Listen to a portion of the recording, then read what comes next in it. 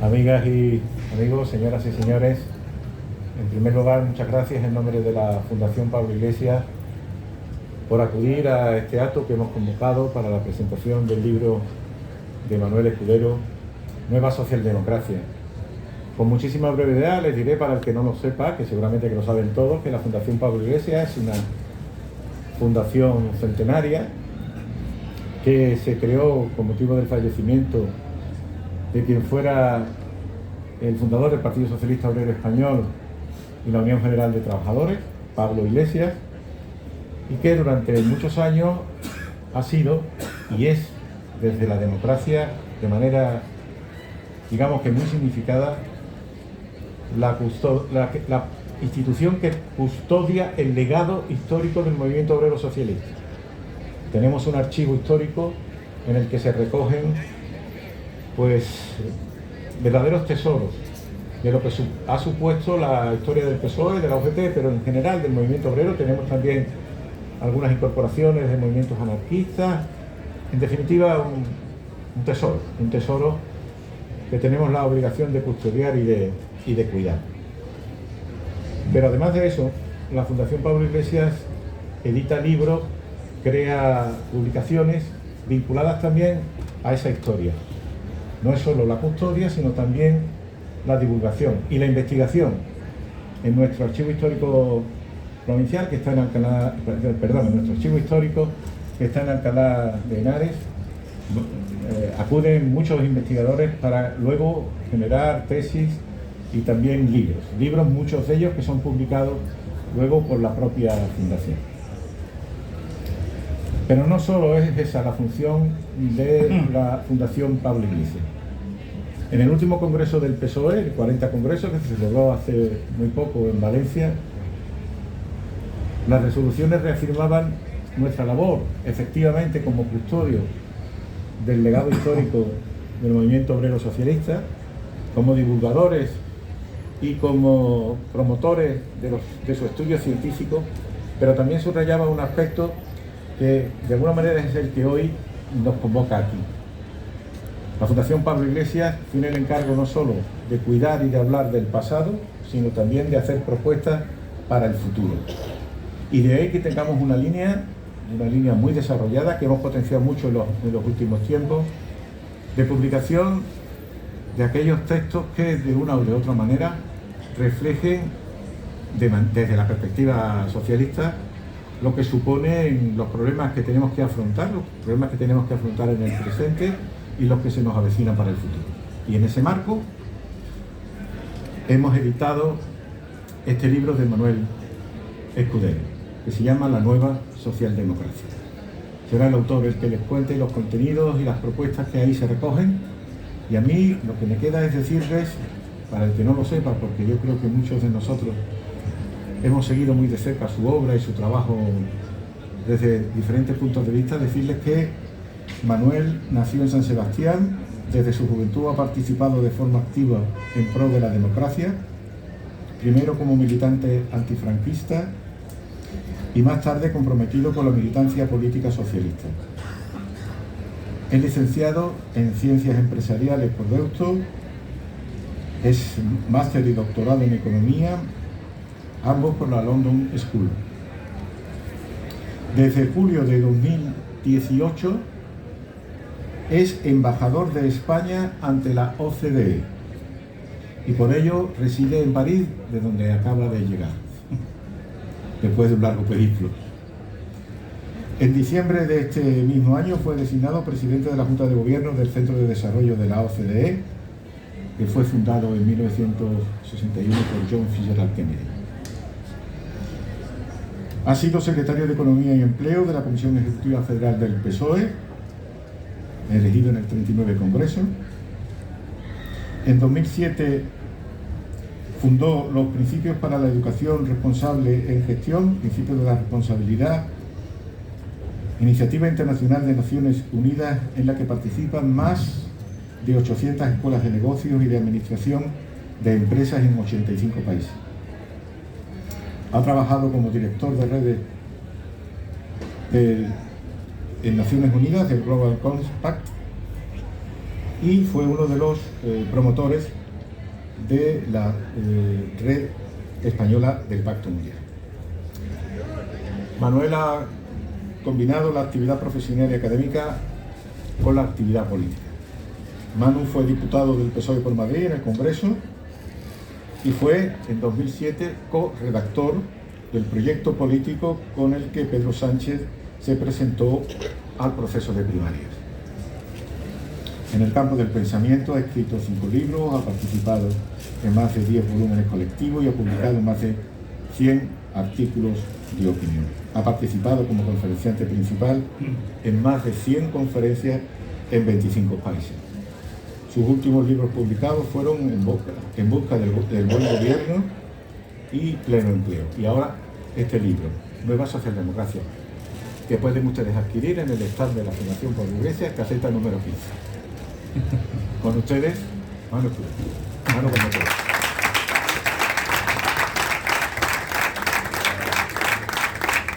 Pues, muchas gracias, Alfredo. Es un placer estar en tu tierra. He venido realmente con mucho gusto. Y además convocado por la Fundación Pablo Iglesias.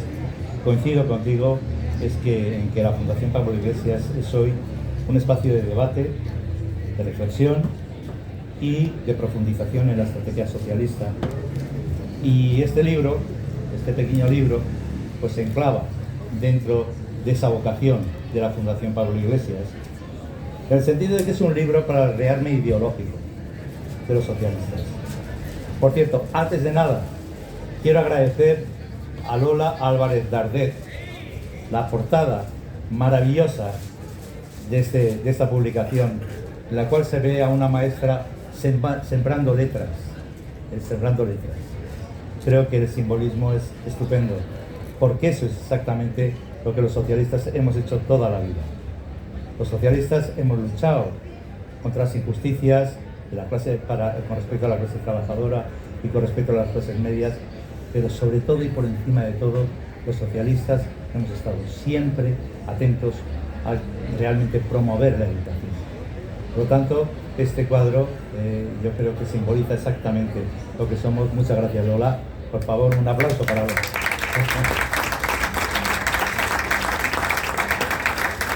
Este libro es un libro reflexivo. La verdad es que lo he hecho en poco tiempo. Lo hice entre el 29 de marzo, que es mi cumpleaños, y el 1 de mayo, que es la fiesta de los trabajadores, este año. Por lo tanto, me salió como un chorro, ¿no? Pero la verdad es que lo venía madurando durante mucho tiempo, porque realmente ha sido un poco la reflexión que he ido desgranando a lo largo de estos 4 años, de los cuales el socialismo español ha pasado al gobierno. Y el tema es ¿por qué ha pasado esto? ¿Qué es lo que ha pasado en este país para que ocurra esto? Ahora hablarnos de ese asunto.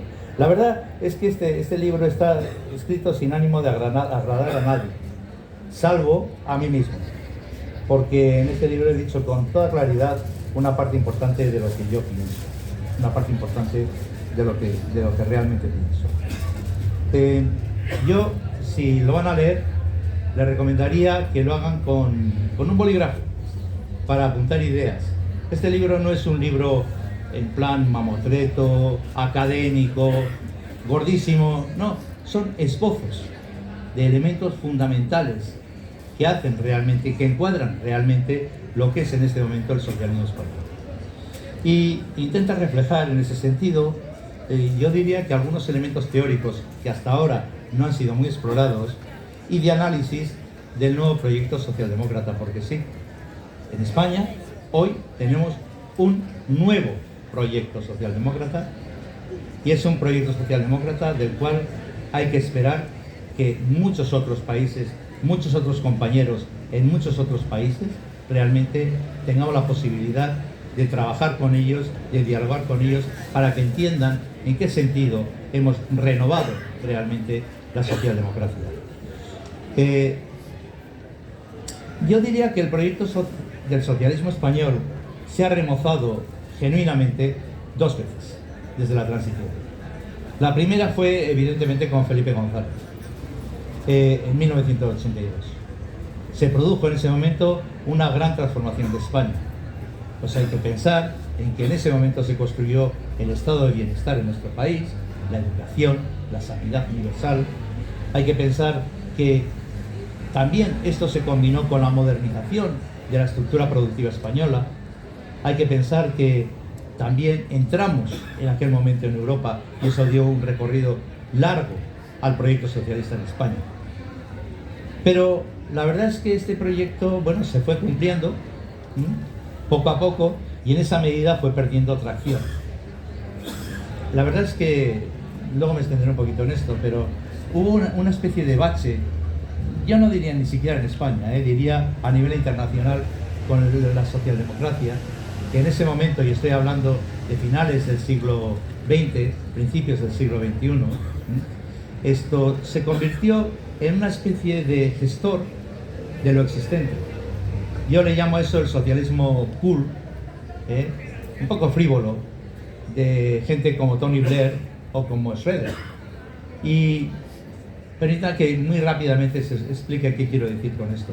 Quiero decir que cuando tú coges como límites de tu actividad política lo que te está diciendo teorías que no son socialistas, como el neoliberalismo, entonces ¿qué es lo que ocurre? Que aceptas la necesidad de privatizaciones, aceptas la necesidad de desregulaciones, aceptas la necesidad de austeridad presupuestaria por encima de todo, y al final te arrinconas tanto en la gestión política que no puedes reformar, que lo que haces en ese momento es realmente intentar mejorar marginalmente lo existente. Eso, naturalmente, no servía para mucho, y eso se empezó a notar en toda Europa, donde el socialismo, la socialdemocracia, que había tenido, bueno, pues porcentajes de voto, de apoyo de la gente, del pueblo, de un 35%, el socialismo de los 30%, empezó a convertirse en el socialismo de los 15%. Empezó realmente un declive importante en todo el mundo. Y es en ese momento donde en España se da un segundo momento importante de remozamiento del socialismo español. Y yo creo que fue esto con la llegada de Pedro Sánchez cuando ganó las primarias en 2017. Yo diría que el proyecto en aquel momento cambió. Y es curioso que muchos intelectuales, yo no sé por qué, quizá porque no les interesa, quizá porque no han reparado en ello, pero no han dado una explicación de lo que pasó en ese momento. Estoy hablando de 2017. Probablemente muchos de vosotros lo vivisteis, porque lo vivimos muy intensamente, porque en ese momento se dio una conjunción de un líder que comulgaba con las bases, unas bases que no se querían callar y un nuevo proyecto encima de la mesa. Y a mí me gustaría deciros en qué consistió este nuevo proyecto y por qué era nuevo. Y yo lo definiría con 4 o 5 rasgos. El primero, el socialismo hasta ese momento, y estoy hablando de 2017, prácticamente anteayer, no había hablado de desigualdades. No había hablado de desigualdades. Había hablado de igualdad de oportunidades, que es algo muy diferente. Pensábamos que a través del estado de bienestar y con la redistribución se podía dar igualdad de oportunidades a todo el mundo. Pero ¿qué es lo que estaba pasando? Lo que estaba pasando es que en la realidad se estaban gestando unas desigualdades cada vez crecientes desde el punto de vista de los trabajadores y desde el punto de vista de las clases medias. Perdóname, si me vais a permitir que...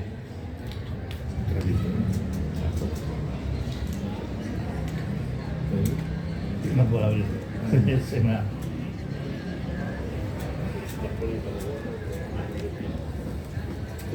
Muchas gracias. Eso.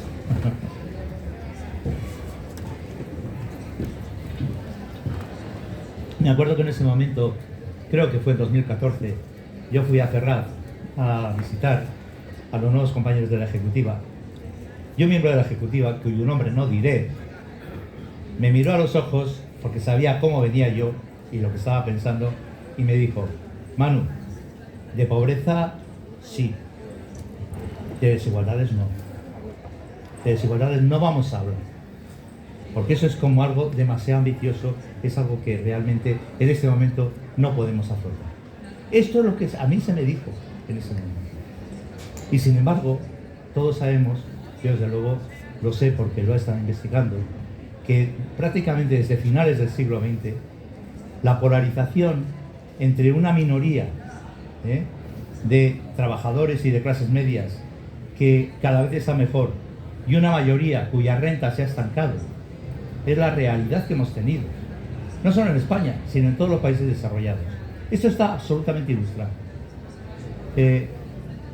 Y es una situación que había que resolver. Por lo tanto, primer elemento, por primera vez el socialismo español empieza a hablar de la necesidad de resolver el problema de las desigualdades.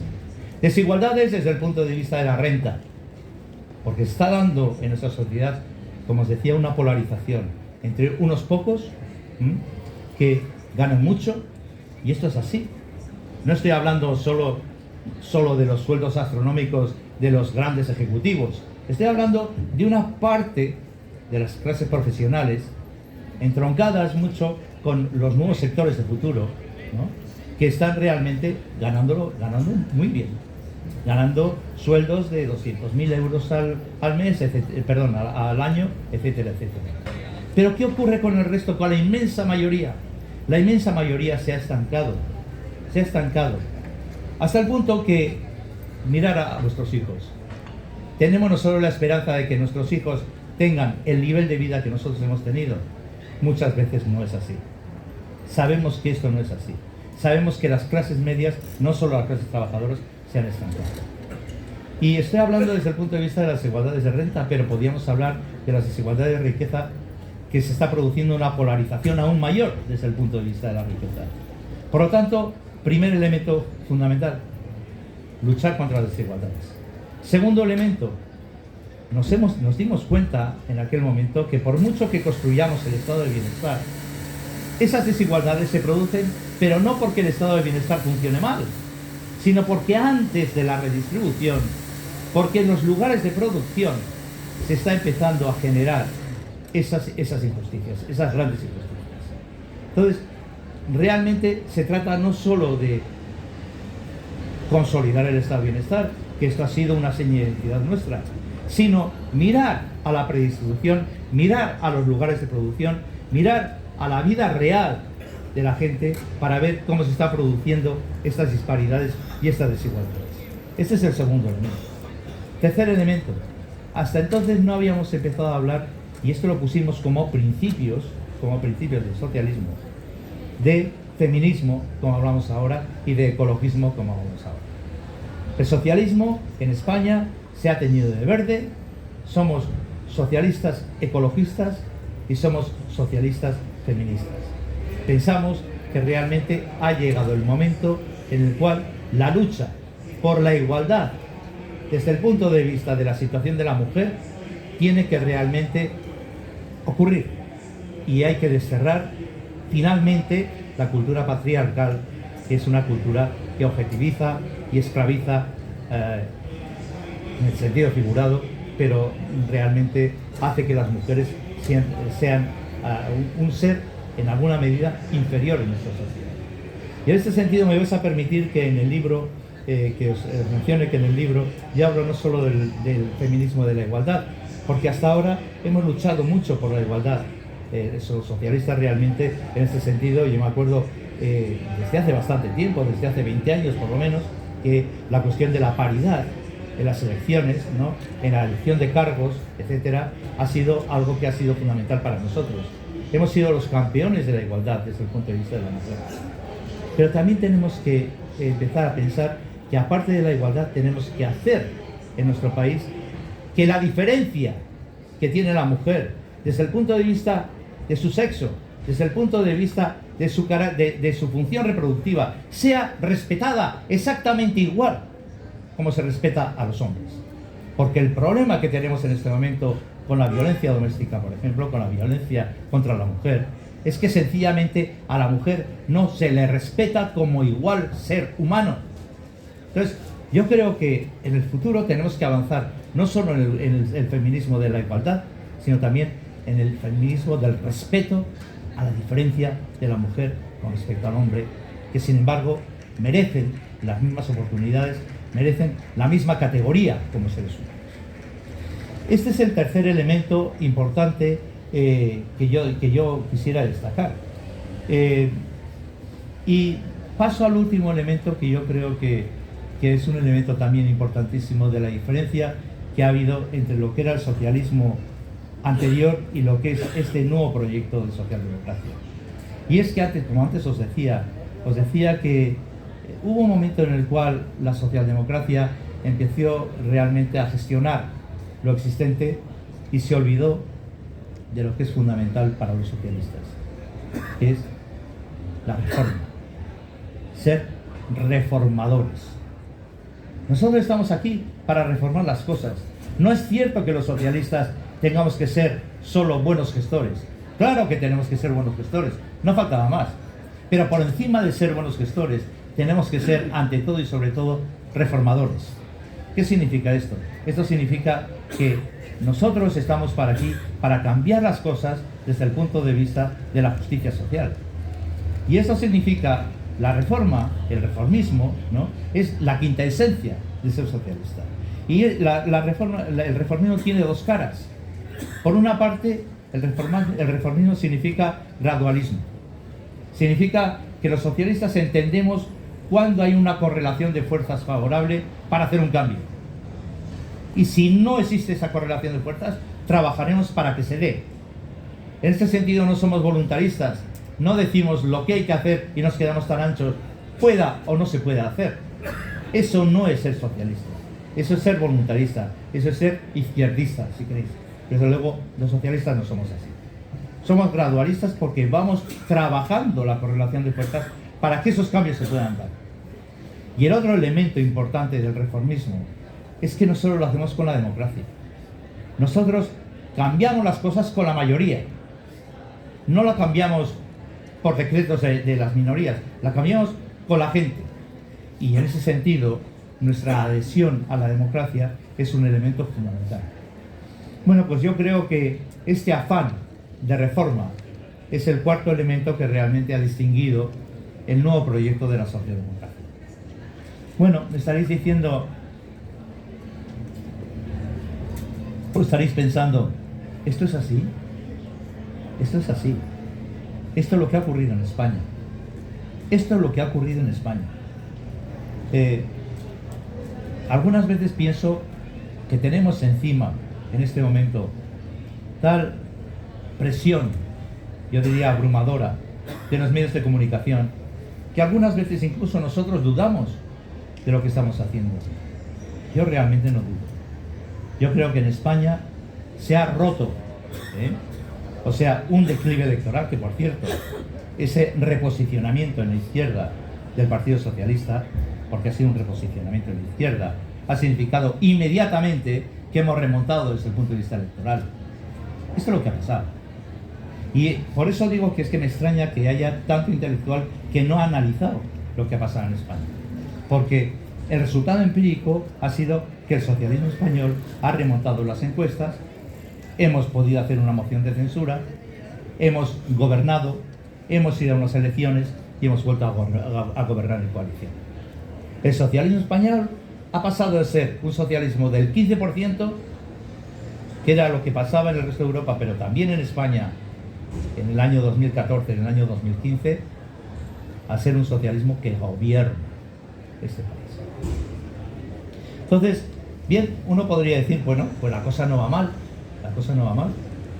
Y entonces, ¿por qué planteo yo que quizá el socialismo necesita seguir reflexionando sobre nuestro proyecto? Yo creo que hay varias razones importantes. Y esto es otra parte importante de mi libro. Yo creo que en nuestro país tenemos que seguir pensando en nuestro proyecto, en el proyecto socialista. Tenemos que seguir trabajando a ese nivel, que es un nivel teórico, que es un nivel de análisis, que es un nivel de debate entre nosotros, porque tenemos tareas importantísimas delante de nosotros que de otro modo no vamos a sacar adelante. Primera tarea fundamental que tenemos en España en este momento. Yo no sé si sois conscientes, si somos conscientes de que realmente los 140.000 millones que va a tener, que están viniendo a España en este momento para reconstruir nuestro país, es algo que nunca ocurre. El único parangón que hay parecido digamos, a esos fondos que se llaman Next Generation, los fondos europeos que todos conocéis, ¿no? La única comparación es con el Plan Marshall de 1945-46. ¿Por qué? Pues porque realmente en términos de volumen es la única cosa que es parecida. Se han arbitrado en la Unión Europea 700.000 millones para reconstruir Europa, para salir de la pandemia y para hacer que no solo salgamos de la pandemia, sino que reconstruyamos los países y solucionemos los problemas que no habíamos podido solucionar antes. En este sentido, yo creo que tenemos un gran reto en España. Y el gran reto es cómo se van a utilizar estos 140.000 millones que tenemos encima de la mesa. Para que os deis cuenta un poco de la comparación, los fondos europeos, que significaron una modernización enorme de España al principio de los años 2000, ¿no? Bueno, estos fondos europeos llegaron a sumar en torno a 45.000 millones. 45.000 millones, y estamos hablando ahora de 140.000 millones. ¿Qué retos tenemos delante de nosotros con esta situación que se nos ha planteado? Yo creo que son dos. El primer reto es realmente que podamos utilizar estos fondos, porque gastar no es algo fácil. Realizar el presupuesto no es algo fácil. Y en este sentido, bueno, ya sabéis que se hizo un decreto a finales del año pasado para agilizar todos los métodos organizativos en la administración, para que realmente haya proyectos que se puedan encauzar de modo inmediato, porque tenemos realmente una urgencia. Esto hay que hacerlo en 3 o 4 años. Esto hay que gastarlo en 3 o 4 años. Pero el siguiente reto, y el más importante, es que eso que hagamos, digo gasto, en realidad se trata de inversiones, realmente en España signifiquen que resolvemos problemas que hasta ahora teníamos y que no habíamos resuelto. ¿Tenemos una política industrial? No, pues tenemos que hacerla a partir de los fondos europeos. ¿Tenemos políticas activas de empleo? No hemos dado con la solución en este tema, pues tenemos que trabajar con los fondos para hacer esto posible, con la formación profesional. Y por debajo de todo, ya sabéis el planteamiento que se hace en España. El planteamiento es: vamos a construir mejor la economía española, la sociedad española, vamos a construirla mejor, y vamos para eso tener en cuenta 2 elementos fundamentales. Por una parte, o 3 elementos fundamentales. Por una parte, que tenemos que hacer una España que sea sostenible desde el punto de vista ecológico. Tenemos que hacer una transición ecológica en nuestro país. En segundo lugar, tenemos que hacer una transición digital en nuestro país. Y en tercer lugar, tenemos que seguir resolviendo los problemas de desigualdades que tenemos en nuestro país. Ese es el programa. Pero para eso, ¿qué es lo que se necesita? Se necesita realmente reformadores en los puestos de la administración.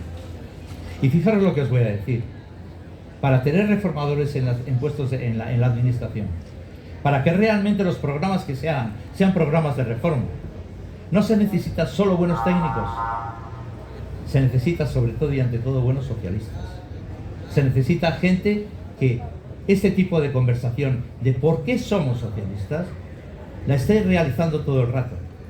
Se trata realmente de que el cuajo ideológico va a ser determinante desde el punto de vista de la capacidad de reforma que tenga nuestra administración, la administración del gobierno de coalición. Y yo creo que ese es el gran reto que tenemos por delante. Aparte de esto, yo creo que tenemos que seguir reflexionando, porque hay muchas cosas que realmente merece la pena que cambiemos. Yo, por ejemplo, os plantearía, hablamos mucho de la transición digital y de la transición ecológica y energética, pero ¿no tenemos otra transición encima de la mesa que la transición demográfica?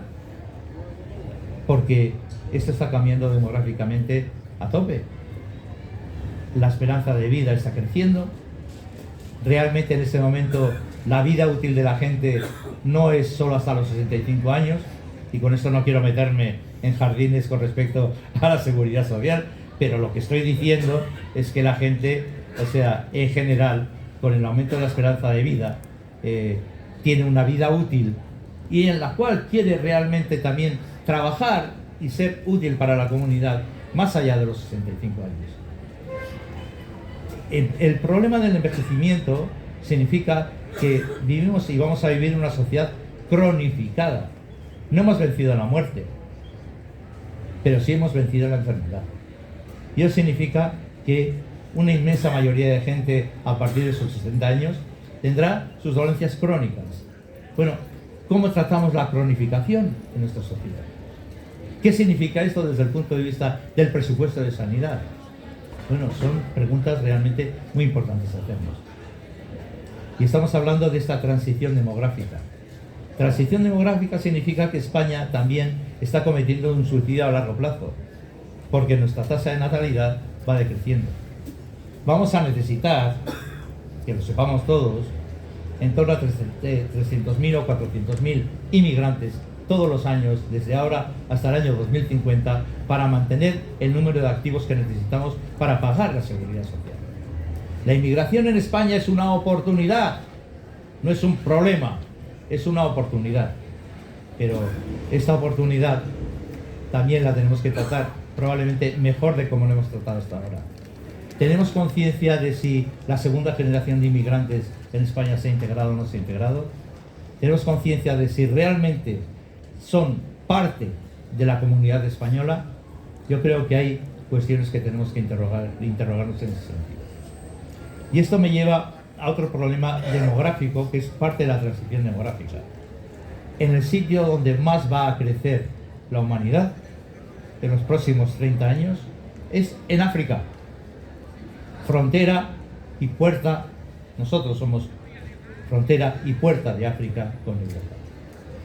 Van a nacer, están naciendo 1.300 millones de nuevos africanos. 1.300 millones. Hasta el año 2035 va a haber una incorporación al mercado de trabajo africano de 375 millones de jóvenes. Es decir, más que la población de Estados Unidos, mucho más que la población española, europea. Y tenemos un gran problema. Si África realmente no es capaz de absorber en su frontero de África, con oportunidades económicas, esta explosión demográfica, no os quiero contar lo que va a pasar. Vamos a tener migraciones masivas, que es algo que yo creo que debemos evitar. Debemos evitar. Y del mismo modo que he dicho antes que necesitamos 300-400.000 inmigrantes cada año, también hay que decir que lo que tenemos es una obligación, no solo moral, sino egoísta, de hacer posible que África realmente se desarrolle al ritmo que necesita para hacer posible, esta transición. Bueno, esto es un elemento, yo creo que es un elemento de las nuevas realidades que tenemos que seguir contemplando, que no basta con lo que hemos dicho hasta ahora, tenemos que ir más allá.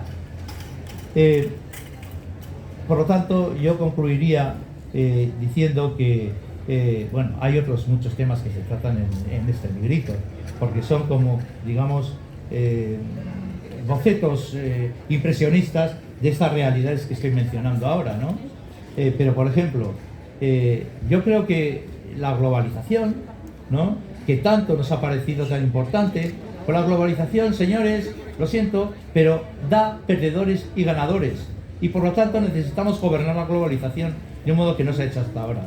Y de eso, pues Lina Gálvez sabe muchísimo, porque está, en cierto modo, en Europa trabajando este tipo de temas, ¿no? Esto, necesitamos un planteamiento nuevo desde el punto de vista de los países en desarrollo. Podríamos hablar y no parar, ¿no?, de lo que necesita, por ejemplo, América Latina, pero si me permitís rápidamente, América Latina lo que necesita es, por una parte, mirarse a sí misma y ver en que no ha sido responsable. No puede ser que América Latina siga con unas élites que se niegan a pagar la protección social de sus países y de sus ciudadanos, porque con la pandemia ha quedado claramente demostrado, ¿no?, que son países frágiles desde el punto de vista de situaciones extremas como ha sido la pandemia. América Latina necesita, en cierto modo, un sistema impositivo progresivo que no ha tenido hasta ahora. Necesita protección social que no ha tenido, sistemas de protección universal que no ha tenido hasta ahora. Y eso significa realmente que América Latina necesita un nuevo contrato social. Necesita mayor institucionalidad. Y todo eso, si no lo hacen los propios latinoamericanos, no habrá solución. Pero tampoco habrá solución si al mismo tiempo nosotros, el mundo desarrollado, desde el punto de vista de las inversiones, desde el punto de vista de la deuda, desde el punto de vista de la ayuda al desarrollo, no somos más que generosos de lo que hemos sido. Por lo tanto, estamos aquí, yo creo, hablando de un nuevo contrato entre los países desarrollados y los países en vías de desarrollo, donde a la corresponsabilidad que tienen que tener los países en vías de desarrollo hay que ofrecer solidaridad desde el punto de vista de los países desarrollados. Bien, yo creo que con esto es suficiente para dar una visión pues un tanto precipitada, ¿no?, de lo que significa este libro, que no es más que un primer intento de lo que yo creo que en el socialismo español tenemos que hacer, que es seguir pensando y profundizando en por qué estamos haciendo lo que estamos haciendo. Nada más, muchas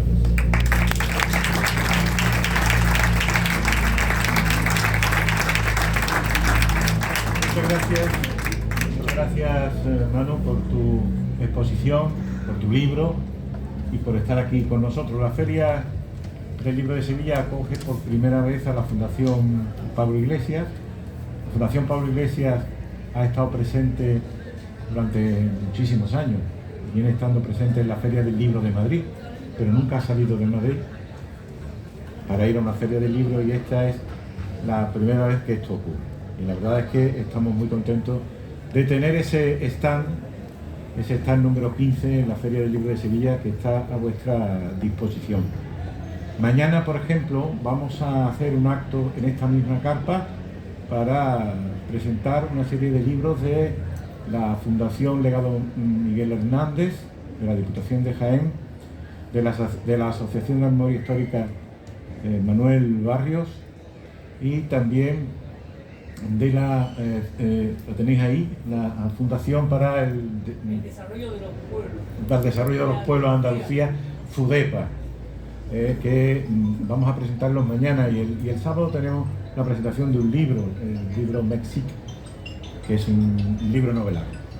Pero bueno, esto era el minuto de publicidad para el programa siguiente.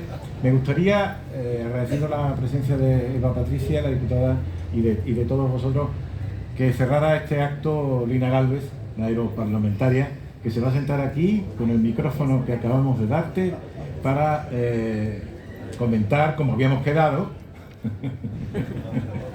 Bueno, es media encerrona nada más. No habíamos quedado eso, pero bueno. Adelante. Esto no estaba previsto, ¿eh? Adelante, Lina. Pues, a ver, esto está en... Dale. ¿Le doy? ¿Aquí? Sí, habla. Vale. Bueno, muchísimas gracias, no por el atraco, porque a mí me invitó hermano y me dice la fila cero, y así si hay algunas preguntas, tal, pero nada de bueno, donde hay confianza, ¿no? Pues nada, encantada, la verdad. Primero, enhorabuena que por fin la Fundación Pablo Iglesias tenga aquí también su stand en la Feria del Libro de Sevilla, así que bueno, pues enhorabuena, y bueno, y sobre todo enhorabuena a Manu por el libro. Yo sí que lo he leído y puedo decir que bueno, que lo recomiendo, porque condensa en muy pocas páginas mucho pensamiento. Lo que pasa es que decir que yo lo leí al principio del verano, ya que no lo tengo, digamos, en ese sentido fresco. Así que lo que sí que voy a hacer sobre una reflexión en función de lo que nos has presentado, ¿no? Que yo creo que bueno, que has tratado muchísimos temas, y efectivamente en el libro todavía se tratan más temas, y más que nada en esa idea que tú decías de bueno, tenemos que seguir reflexionando constantemente de por qué somos socialistas, de qué es el socialismo y qué respuesta está dando al socialismo. Y en ese sentido, ayer, conforme iba pensando si me van ocurriendo sobre todo desafíos, más que nada, ¿no? Y eso es lo que te voy a plantear alguno. Porque yo, por ejemplo, veo la dificultad que tenemos muchas veces de llegar a la gente más joven, ¿no? Sobre todo porque, digamos, todos estos años del neoliberalismo, económicamente ya sabemos que las recetas neoliberales no solamente que no funcionen ahora, sino que tampoco funcionaban antes, por mucho que nos hayan dicho. Pero en cambio culturalmente sí que creo que ha tenido más éxito y que de alguna manera ha cambiado bueno, pues, la cultura, la manera de ver el mundo, sobre todo de las personas más jóvenes que ven de manera más individualista algunas cuestiones y por tanto más alejados de las propuestas digamos, socialistas, ¿no? Entonces, esto es un desafío que a mí me ronda mucho la cabeza. Otro es como, por mucho que como digo, estas políticas, y tú lo dices de forma muy clara, estas políticas neoliberales, estas recetas neoliberales no funcionan, son las que se siguen dando en las facultades de económicas, en las que siguen formando a los alumnos y las alumnas que salen de estas facultades, las que siguen formando la mayor parte de los técnicos del Estado, de las personas que trabajan en los bancos o en la Comisión Europea, donde la semana pasada que tuvimos pleno, que yo era la ponente del semestre, que bueno, no voy a explicar lo que es, pero prácticamente la gobernanza económica en la zona euro, y cuesta cambiar cada coma enormemente, porque aunque ahora mismo tengamos el Next Generation, tengamos también en Estados Unidos este en plan Biden y por tanto un ciclo de políticas que nos es más favorable a las propuestas socialdemócratas, ahí nos siguen diciendo que en cuanto se pueda vamos a volver a una cierta disciplina, ¿no? Fiscal. Entonces, bueno, ¿cómo vamos cambiando esto? Otro desafío que se me iba ocurriendo. Los equilibrios en Europa, y sobre todo cuando tú decías esto de las migraciones al final, pero no solamente con las migraciones, sino incluso para que haya, digamos, una mayoría progresista y también una mayoría socialdemócrata en Europa, con los países del este no va a ser fácil, ¿no? Porque tienen todavía demasiado cerca lo que fue, digamos, el socialismo de Estado o el comunismo, ¿no? En el Estado. Entonces tienen, bueno, pues una cierta animadversión muy grande y eso hace que las mayorías sean muy complicadas para, digamos, imponer políticas progresistas. O, por ejemplo, los países nórdicos que han sido siempre la vanguardia de la socialdemocracia, también del feminismo, y lo siguen siendo en muchos ámbitos, pero ahora mismo tienen unas posturas completamente nacionalistas con respecto a las migraciones, pero nacionalistas por no decir algo más duro, ¿no? Otro, y ya voy a ir acabando porque si no voy a monopolizar ya aquí esto, otro desafío también que se me ocurre. Ahora sabemos que, bueno, están subiendo los precios de la energía, bueno, y tenemos obviamente una crisis climática y una transición verde que tenemos que hacer. Pero con toda esta, digamos, esta escalada también de los precios de energía, este modelo